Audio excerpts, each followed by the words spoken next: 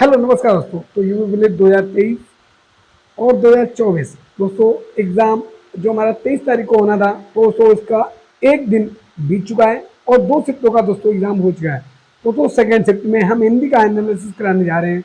दोस्तों एनालिसिस सबसे सटीक होगा और दोस्तों आने वाले क्वेश्चनों के बारे में भी बताया जाएगा। दोस्तों आइए करते हैं हिंदी का एनालिसिस, देखते हैं दोस्तों।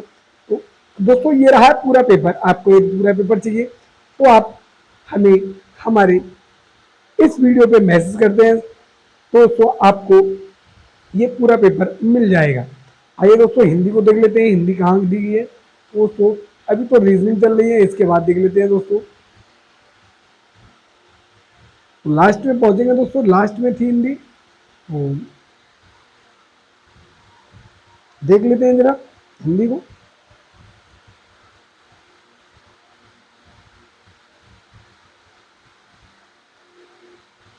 दोस्तों हिंदी हमारी चालू होती है 114 से 118।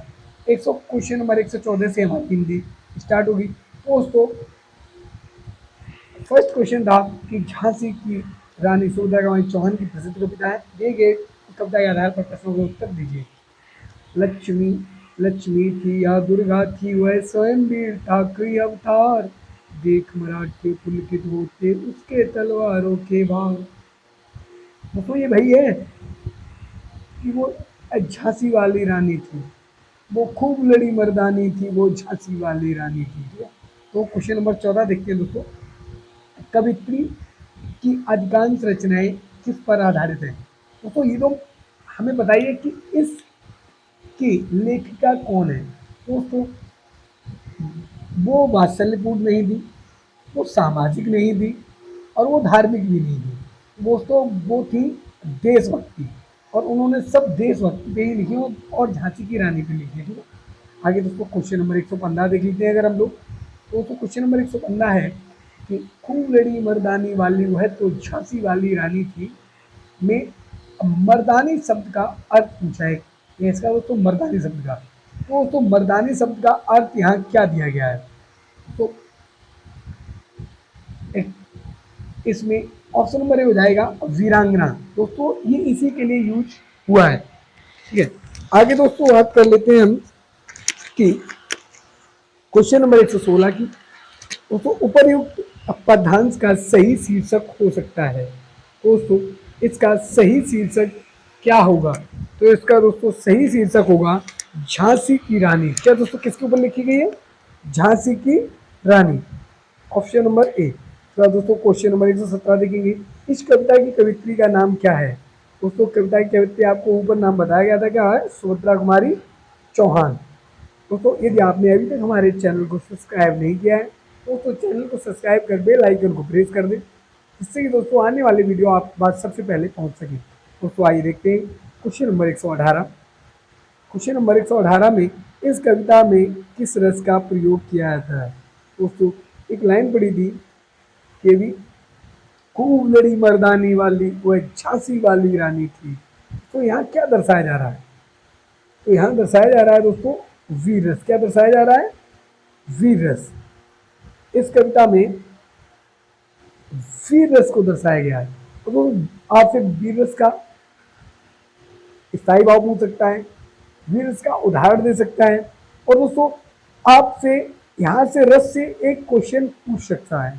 तो आप देख कर जाइए। क्वेश्चन नंबर 19 देखेंगे अगर हम। क्वेश्चन नंबर 119, दिए गए विकल्पों में से विधुर का स्त्रीलिंग क्या होगा? विधुर माने दोस्तों क्या होता है? विधुर माने किसी व्यक्ति की मतलब पत्नी मर गई हो, और इसका अर्थ क्या होता है विधवा का? जो किसी का मतलब पति मर गया हो, तो विधुर का जो स्त्रीलिंग होगा वो होगा विधवा। आगे क्वेश्चन नंबर देखेंगे दोस्तों 120। तो 120 देखेंगे, तुम कब आओगे इस वाक्य में उचित विराम का प्रयोग हुआ है। दोस्तों यहाँ क्या है? तुम कब आओगे, कब कैसा शब्द है? कब एक एक प्रश्नवाचक शब्द है। एक कैसा शब्द है? प्रश्नवाचक शब्द है, तो यहाँ प्रश्नवाचक हो जाएगा। ठीक है, अब देखो क्वेश्चन नंबर 121। 1987 में मगध कविता के लिए साहित्य अकादमी पुरस्कार किसे दिया गया था? दोस्तों आपको बता दें यहाँ ऑप्शन नंबर हो जाएगा बी, श्रीकांत वर्मा जी को। इसके बाद दोस्तों आपसे दोस्तों यहाँ अब साहित्य के लिए पूछा है, आपसे पूछ सकता है, ज्ञानपीठ पुरस्कार पूछ सकता है, तो आप देख कर जाइएगा। ठीक है, इसका निम्नलिखित में से कौन सा विशेषण है? तो ज्ञानपीठ पुरस्कार 58वां किसे मिला है, आपको कमेंट करके बताना है। ठीक है, क्वेश्चन नंबर 122 देखेंगे कि निम्नलिखित में से कौन सा शब्द विशेषण है दोस्तों। क्या, जिससे मान लो इसमें क्वेश्चन नंबर 122 है कि कौन सा विशेषण है दोस्तों। विशेषण की अगर हम बात कर लें तो इसका विशेषण दोस्तों ना चुपचाप होगा, ये भी नहीं होगा, यहाँ खर्च भी नहीं होगा, या मात्र भी नहीं होगा, यहाँ क्या होगा, निपट, इसका विशेषण हो जाएगा। तो दोस्तों बात कर लेते हैं आव्यय के कितने भेद हैं। दोस्तों आपको पता होना चाहिए आव्यय के 4 भेद होते हैं। कितने भेद होते हैं? 4 भेद होते हैं। इस बात दोस्तों यहाँ ऋषि का वर्ड का उच्चारण स्थान पूछा है। दोस्तों अभी तक हम लोग व्यंजन के दाना पढ़ते हैं, तो उसने दोस्तों स्वर से पूछ लिया। दोस्तों जैसा कि आपको बताने, आ और आ और आ किससे आते हैं? ये दोस्तों आते हैं कंठ में। और ताल में क्या आता है? ई। इसके बाद मूर्धा, मूर्धा में दोस्तों आता है ऋषि। कहाँ दिया गया? ये दिया गया। मूर्धा में क्या आता है? ऋषि। दोस्तों क्वेश्चन में 125 देखेंगे, काफी शोभा बढ़ाने वाले धर्मों को अलंकार कहते हैं। उक्ति में प्रयुक्त धर्म शब्द का अर्थ क्या है? उसको काव्य में शोभा कौन बढ़ाता? अलंकार। अलंकार का मतलब गुण, ये गुण हो जाएगा। ठीक, न मजहब होगा, न सत्कर्म होगा, न कर्तव्य होगा। सब क्वेश्चन नंबर 121 कानून का पर्यायवाची है। दोस्तों ये क्वेश्चन कोर्ट जा सकता है, क्योंकि दोस्तों यहाँ भी नहीं होगा, उस नहीं होगा। लेकिन दोस्तों कानून के पर्यायवाची 2 होते हैं, एक क्या होता है? वन होता है, और एक होता है अरण। दोस्तों ये क्वेश्चन कोर्ट जा सकता है। ठीक है, इसके दोनों आंसर हो सकते हैं। आगे क्वेश्चन नंबर 127 तब में समास होगा। तो इसमें इसमें कृता के लिए समास होगा कर्मधारय। क्या होगा? कर्मधारय। आइए क्वेश्चन नंबर 128 देखेंगे, निम्नलिखित में से किस वाक्य में कृतवाच्य का प्रयोग हुआ है? तो दोस्तों कृतवाच्य देखेंगे, देखो दोस्तों यहाँ द्वारा, इसमें दोस्तों ये हो गया कर्मवाच्य, ये होगा नहीं, यहाँ भी नहीं होगा, दोस्तों से दे दिया गया। यहाँ तो देखो ये मोहन पुस्तक पढ़ रहा है, ये शून्य है, और जहाँ शून्य होगा वहां होगा कृतवाच्य। और दोस्तों निम्नलिखित में से पुल्लिंग शब्द छांटिए। दोस्तों पुल्लिंग क्या है? आपकी चाहत स्त्रीलिंग हो गया, आपकी रंगत स्त्रीलिंग हो गया, आपकी मेहनत स्त्रीलिंग हो गया। फिर आपकी आहार हो सकता है? नहीं, आपका आहार होगा। क्या होगा यहाँ पे? आपका आहार, आपका आहार होगा यहाँ। ठीक है, आगे देखते हैं क्वेश्चन नंबर दोस्तों, महाफागुन में पड़ने वाले ऋतु का नाम क्या है? दोस्तों महाफागुन, यहाँ दोस्तों क्या होता है? यहाँ होता है सर्दी। तो सुग्रीव नहीं होगा, ग्रीष्म नहीं होगा, शोक नहीं होगा, यहाँ होगा शिथिर। क्या होगा? शिशिर। ठीक है, क्वेश्चन नंबर अभिज्ञ शब्द का समानार्थी। तो अभिज्ञ, अभिज्ञ का विलोम होता है अनभिज्ञ। ठीक, यहाँ दोस्तों समानार्थी हो जाए। अभिज्ञ मतलब ज्ञानी, जानकार, इसका क्या हो जाएगा? समानार्थी जानकर। तो क्वेश्चन नंबर देखेंगे 132, चीफ की दावत कहानी के रचनाकार कौन है? दोस्तों ये हो जाएंगे भीष्म साहनी। दोस्तों भीष्म साहनी की एक फेमस कविता का नाम आप बताएंगे। तो दोस्तों निम्नलिखित में से अर्धविराम कौन सा है? अर्धविराम कौन सा है दोस्तों? तो ये दोस्तों अल्पविराम हो गया, ये पूर्ण विराम हो गया, ये भी पूर्ण विराम है, ये हो गया दोस्तों अर्धविराम।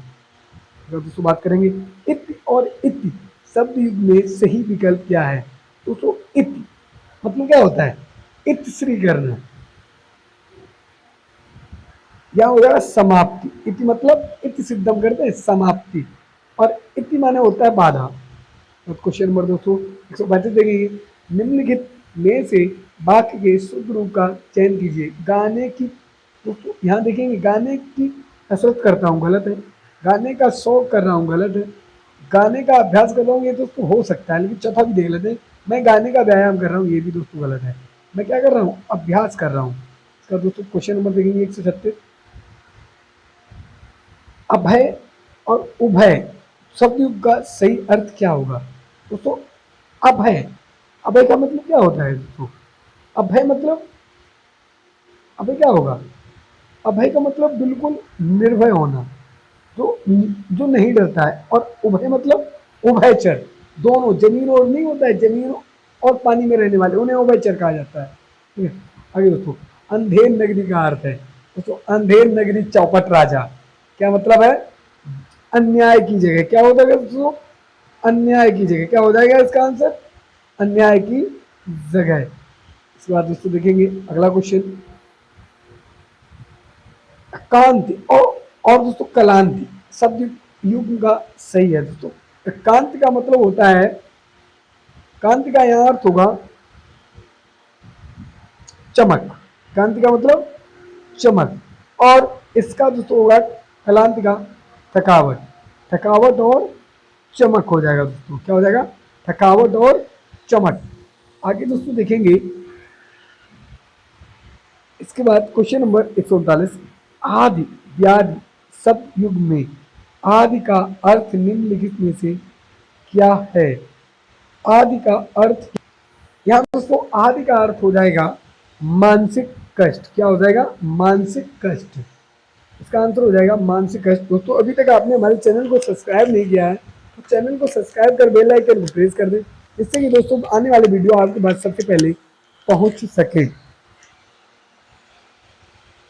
आइए दोस्तों बात कर लेते हैं क्वेश्चन नंबर 140 की, ता वर्ग की ध्वनियों का उच्चारण होता है दोस्तों, के टी एम दो, तो किस में आता है, दा मतलब दंत। इसका दोस्तों क्वेश्चन नंबर 140, वह लाचार है क्योंकि वह अंधा है, इस वाक्य में कौन सा अव्यय है दोस्तों, वह लाचार है क्योंकि वह अंधा है, उसकी लाचारता क्या है, उसका कारण है दोस्तों, क्या है, उसका कारण है, तो यहाँ क्या हो जाएगा, कारणवाचक। दोस्तों आगे देखेंगे, अगर हम आगे देख लें, आगे बात कर लें तो दोस्तों क्वेश्चन नंबर 142, बिनु पग चले सुनई बिनु काना, कर बिनु कर्म करे विधि नाना। तो दोस्तों इसका आंसर हो जाएगा दोस्तों, यहाँ क्या बिन पैर के चल रहा है और बिनु अपने कारण के सुन रहा है, और कोई काम करे नहीं और सब ऐस कर रहा है, तो यहाँ दोस्तों आंसर हो जाएगा जहाँ कोई कारण ना हो, विभावना अलंकार, क्या हो जाएगा, विभावना अलंकार।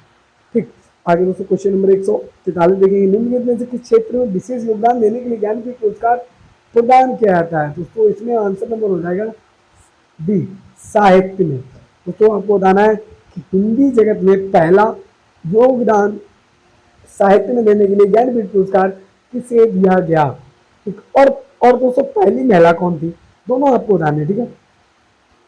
इसकी स्टार्टिंग हुई थी 1965 में, कब, 1965 में, और जी शंकर कुरूप को दिया गया था, गोविंद शंकर कुरूप को दिया गया था, और फर्स्ट महिला थी आशा, आशा देवी को, ठीक है दोस्तों। लेकिन हिंदी में पहला किसे मिला था वो आपको बताना है। आगे दोस्तों क्वेश्चन नंबर 144, दवाई शब्द का सही बहुवचन वाला विकल्प पहचानिए, उसको हो जाएगा दवाइयाँ। इसके बाद दोस्तों यदि आपने अभी तक हमारे चैनल को सब्सक्राइब नहीं किया तो चैनल को सब्सक्राइब कर बेल आइकन प्रेस कर दें, जिससे कि आने वाले वीडियो आपके पास सबसे पहले पहुंच सके। दोस्तों वर्णमाला किसे कहते हैं, तो दोस्तों वर्णों के व्यवस्थित समूह को वर्णमाला कहते हैं। आगे दोस्तों देखेंगे क्वेश्चन नंबर 146, अंगारे बरसना मुहावरे का अर्थ है, अंगारे बरसना मुहावरे, अंगारे बरसाना मुहावरे का अर्थ है दोस्तों कड़ी मेहनत करना, क्या होगा दोस्तों, कड़ी मेहनत करना। इसका दोस्तों हो जाएगा बहुत कड़ी मेहनत करना। क्या दोस्तों, घर का रहस्य जानने वाला बड़ा घातक होता है, अर्थ के लिए बोधक लोकोक्ति है दोस्तों, इसका हो जाएगा भाई दोस्तों विभीषण वाला, घर का वेदी लंका ढाए। आगे दोस्तों बात करेंगे क्वेश्चन नंबर 148, निम्नलिखित में से विशेषण शब्द है दोस्तों, विशेषण क्या है, विशेषण कौन है, नहीं ये प्रश्नवाचक है, देखता है नहीं है, जानना है नहीं ये क्रिया है दोस्तों। यहाँ ये हो गया संज्ञा, ये होगी क्रिया, ये हो गया प्रश्नवाचक, तो यहाँ सुंदर बच्चा जो विशेषण है। तो दोस्तों मुझे बारिश में भीगना पसंद नहीं है किस सर्वनाम का उदाहरण है दोस्तों, इसका आंसर हो जाएगा उत्तम पुरुष, किसका, उत्तम पुरुष और प्रथम पुरुष दोनों है। लेकिन दोस्तों अब दोनों किसमें दिए गए तो ऑप्शन नंबर सी हो जाएगा, क्या हो जाएगा ऑप्शन नंबर सी। आगे बात कर लेते हैं दोस्तों, निर्वासित में कौन सा प्रत्यय है दोस्तों, निर्वासित में इत प्रत्यय है दोस्तों यदि एनालिसिस हमारा सही लगा हो तो दोस्तों चैनल को सब्सक्राइब कर बेल आइकन को प्रेस कर दें। और दोस्तों जो आने वाले शिफ्टें हैं उनके लिए आपको इम्पोर्टेंट जो भी होगा आपके लिए वीडियो अपलोड कर दिए जाएंगे। और दोस्तों वीडियो को शेयर कर चैनल को सब्सक्राइब कर एक बार जरूर कर दें। जय हिंद, जय भारत।